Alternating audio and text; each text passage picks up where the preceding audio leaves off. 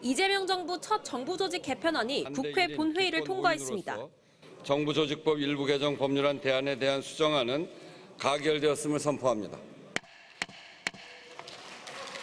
수사 기소 기능 분리를 골자로 한 검찰 개혁안이 추석을 앞두고 국회 문턱을 넘은 겁니다. 정부조직법 개정안은 어제 저녁 6시 반쯤 상정됐습니다. 국민의힘이 무제한 토론, 필리버스터를 신청하면서 법안 통과를 막아섰는데 민주당과 조국혁신당 등 여권이 24시간이 지나 표결로 필리버스터를 중단시켰습니다. 법안에 반대하는 국민의힘 의원들은 아예 표결에 참여하지 않았고 검찰개혁 법안은 찬성 174표, 여권의 압도적인 찬성으로 본회의를 통과했습니다.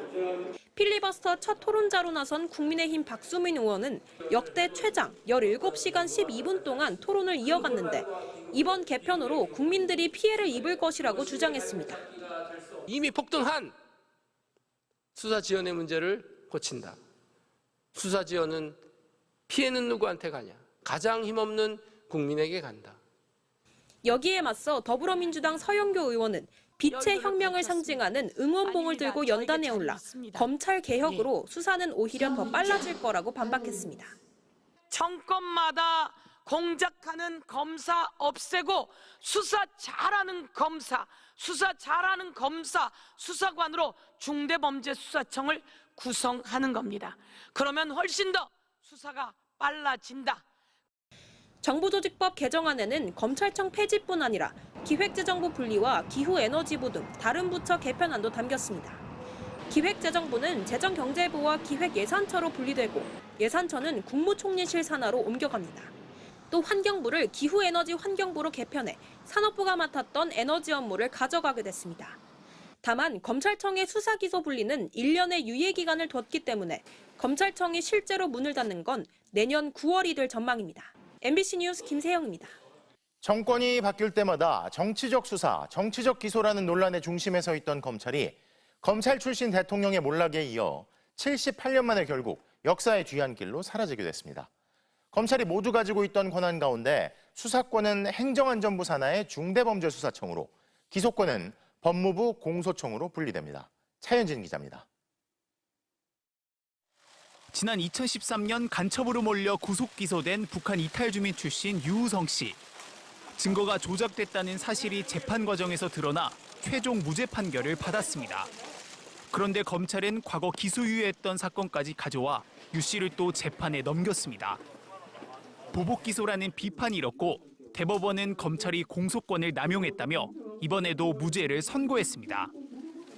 도이치모터스 주가 조작 세력에겐 줄줄이 유죄 판결이 내려졌는데도 돈을 댄 전주인 윤석열 전 대통령의 부인 김건희 씨에 대해선 증거가 없다며 무혐의 처분을 한 검찰. 시세 조정 범행을 인식 또는 예견하면서 계좌 관리를 위탁하거나 직접 주식 거래를 하였다고 보기 어려워 금일 피의자에 대해 혐의 없음 결정을 하였습니다. 하지만 재수사 과정에서 그동안 발견되지 않았던 녹취가 나왔고 김 씨는 결국 법정에 섰습니다. 개인의 알 권리 충족 차원에서 필요 최소한도의 범위 내에서 관련 정보가 알려질 필요도 있습니다. 수사권을 진 채 기소권을 독점한 검찰은 이처럼 억울한 이에겐 한없이 날카로운 수사의 칼날을 들이대다가도 권력 앞에선 한없이 무딘 모습을 보이곤 했습니다. 정부조직법 개정안 통과로 78년 만에 검찰 해체 작업이 공식화됐습니다. 수사권은 행정안전부 산하 중대범죄수사청으로, 기소권은 법무부 산하 공소청으로 나뉘는 게 골자입니다. 실제로 검찰청이 문을 닫는 시점은 내년 9월이 될 예정인데 법무부는 1년의 유예기간에도 검찰이 직접 수사할 수 있는 범죄를 축소하기로 했습니다. 윤석열 정부 당시 검찰 수사권 원상복구, 이른바 권수원복을 내걸며 한동훈 전 장관이 시행령을 통해 확대해놓은 검사의 수사 개시 범위를 검찰청법에 있는 부패, 경제 등 2대 중요 범죄로 한정하겠다는 겁니다. 검찰총장 직무대행은 검찰청 폐지가 안타깝다면서도 국회 의결을 존중한다고 밝혔습니다. 안타깝게 생각합니다. 국회 의결을 존중합니다. 그리고 향후 형사사법 시스템이 공백 없이 차질 없이 진행되도록 최선의 노력을 다하겠습니다. 정부조직법이 상정돼 통과되기까지 검찰 내부망에 반발하는 글은 거의 올라오지 않은 것으로 알려졌습니다. MBC 뉴스 차현진입니다. 후보 시절부터 검찰개혁을 공약으로 내세우며 의지를 보였던 이재명 대통령. 더 이상 저는 수사를 기소하기 위해서 할 수 없게 기소권과 수사권을 동시에 갖는 그런 시스템을 이제는 정말 끝내야 되더라고 봅니다. 정부조직법 개정안이 오는 25일 국회 본회의에서 처리된 뒤 1년의 유예기간이 지나면 검찰청은 사라지고 공소청과 중대범죄수사청으로 나뉘어집니다. 공소청을 법무부에, 중수청을 행안부에 신설해 무소불위였던 검찰 권력을 해체하는 게 핵심입니다. 앞으로 김건희 명품백 봐주기 수사 같은 검찰의 수사권 악용은 물론 공소권 남용도 막을 수 있게 됩니다. 그런데 신설되는 중대범죄수사청을 둘러싸고 간과하기 어려운 지적들이 나오고 있습니다. 가장 먼저 경찰청과 국가수사본부, 중수청까지 거느린 거인 행안부의 권력 집중 문제를 해결해야 한다는 지적입니다. 중수청, 경찰, 국가수사본부가 행안부 밑에 들어가게 됩니다. 그렇게 됐을 때 과연 1차 수사기관들의 어떤 권한들이 집중돼 갖고 상호 인적 교류가 가능한 상태에서 어떤 문제가 발생할지. 또 중대범죄수사청이 과연 제 역할을 할 수 있을지에 대한 우려도 있습니다. 중수청 신설 이유 중 하나는 주가 조작 등 금융범죄나 마약범죄 분야에서 검찰이 쌓아온 수사 역량 보존입니다.